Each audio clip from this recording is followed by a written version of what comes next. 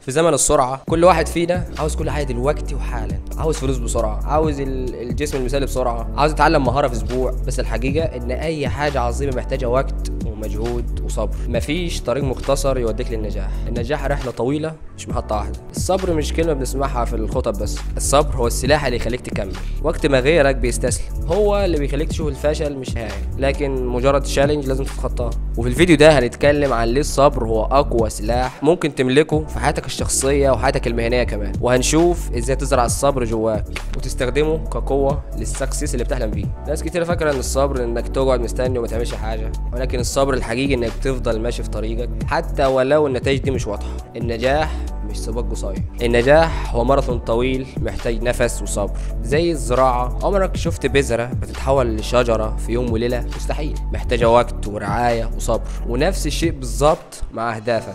خلينا اقول لك كده قصص سريعه. توماس اديسون جرب مئات المرات قبل ما يخترع المصباح، ولما سالوه انت فشلت كتير قال لا انا بس لقيت طرق مش نافعه معايا. مايكل جوردن اتشال من فريق المدرسه وهو صغير لكنه صبر واتدرب لحد ما بقى اسطوره كره السله. ستيف جوبز اتطرد من شركته اللي هو مؤسسها لكنه صبر ورجع وبنى واحده من اعظم شركات العالم. كل شخص ناجح في الدنيا عنده رحله طويله مليانه احباطات كتير وصعوبات وتجارب، لكن الفرق بينهم وبين اللي استسلم انهم كان عندهم صبر. خلينا نرجع لحياتنا احنا. نفترض انك عايز جسم قوي، خدها قاعده، مفيش اسبوع هيغير جسمك ولكن شهور من التمرين والانتظام هيعملوا فرق ضخم. لو نفسك تتعلم مهاره جديده زي الايديتنج او الجرافيك ديزاين، الموضوع مش كورس وتتخرج، الموضوع محتاج تدريب يوم ورا يوم، شهر ورا شهر. ممكن تحس انك واقف مكانك ولكن مع الصبر هتحس انك قطعت مشوار كبير. حتى في حياتك المهنيه اول شغل ليك مش لازم يكون حلمك، ممكن تبدا من حاجه بسيطه جدا ولكن هي بتكون خطوه بتجربك من حلمك الاكبر. امازون بدا من جراج،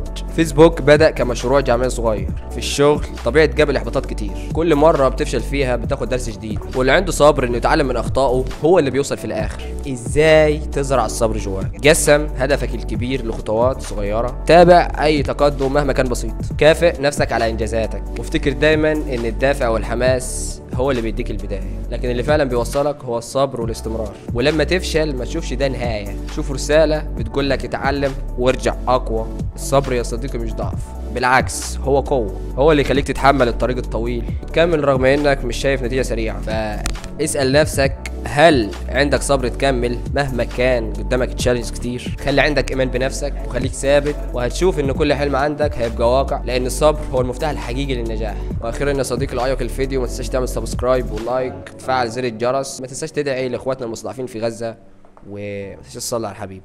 سلام.